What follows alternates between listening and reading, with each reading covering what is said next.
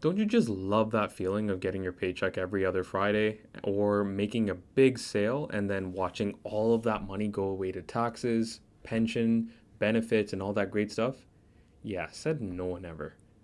But there is an account that you can use called a TFSA that would be to your advantage so that you can save as much money as possible and not end up paying so much in taxes. Hey guys, just Vice here. So if you already haven't checked out the Amazon affiliate link, go ahead and bookmark it for the next time that you grab something on Amazon, and hit that subscribe button and drop a like below to support the growth of my channel. On to today's video.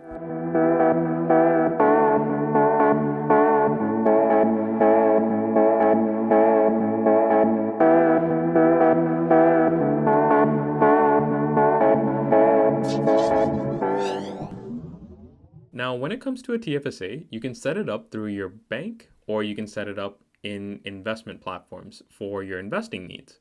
With that, a TFSA can be thought of a lot like a basket.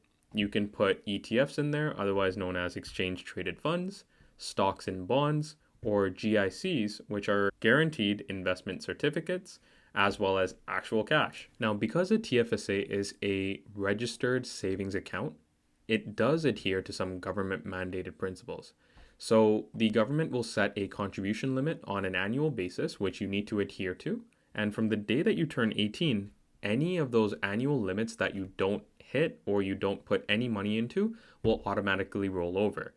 So let's say you're 18 and this year's annual contribution limit is $6,000. And when you turn 19, the contribution limit ends up becoming $5,000. And then when you turn 20, it ends up being $6,000 again. And if you haven't contributed anything at all by the time you're 20, every single one of those years will be added for you. So from the day that you turn 18 until you turn 20, you'll be able to contribute $6,000 plus $5,000 plus another $6,000 in total. The good thing is that it continues to roll over. A major advantage to having a TFSA is that any contributions made are completely tax exempt.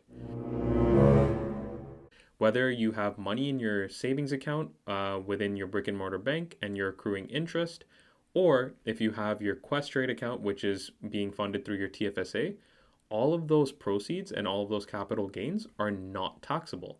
So that's a pretty big advantage when it comes to setting it up in the form of a TFSA. Now, in order to set up a TFSA account, you need to be over the age of 18 and you need to have a valid social insurance number. Let's say you have $20,000 sitting in your TFSA and you needed to go and pay off some of your school debt, or you want to go pay off your car and you need to withdraw $10,000 this year. Now you have $10,000 sitting in your TFSA account and you've withdrawn $10,000. In the following year, if your new contribution limit is another $6,000, the $10,000 you withdrew last year gets added onto your this year's contribution limit. So if this year's government mandated contribution limit is $6,000, because you withdrew $10,000 last year, your new limit will be an additional $16,000. Some things to be wary of is that you want to make sure you're keeping track of your contributions. Now, some people have multiple TFSAs, whether it's with actual banks or with multiple trading platforms, but you always want to make sure that you're keeping track of your contributions so that you don't over-contribute.